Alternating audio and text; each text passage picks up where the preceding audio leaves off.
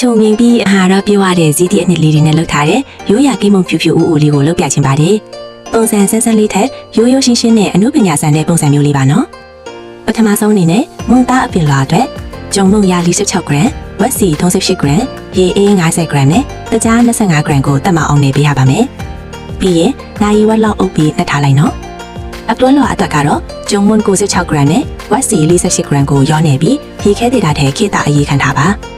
ခုနနှက်ထားတဲ့မုံသားနှမျိုးလုံးကို16 စီအညီမျှပိုင်းဖက်ပြီးအပြင်လွာမုံသားလေးတဲ့ကိုအတွင်းလွာမုံသားလေးထည့်ပြီးလှစ်ပေးပါမယ်။ပြီးရင်15မိနစ်လောက်ထပ်နှက်ထားလိုက်ပါ။ပြီးရင်တော့မုံသားကိုအနုစိတ်လိပ်ပေးရမယ့်အပိုင်းပါ။အထအောက်ဖြန့်ပြီးလိပ်တာမျိုးကိုနှစ်ခေါက်လောက်လုပ်ပြီးရင်မုံသားလေးကအလွာလိုက်လေးနဲ့စားလို့ပိုကောင်းသွားမှာပါ။အလဲကနေဖြည့်ပြီးဘေးလေးတွေကိုပါပါလေးဖြစ်အောင်လွှင့်ပေးပါ။ပြီးရင်တော့အသင်းလုပ်ထားတဲ့ဇီတီအနှစ်တစ်ခုကိုအလဲမှာထည့်ပြီးလုံအောင်ပိတ်ပေးလိုက်ရုံပါပဲ။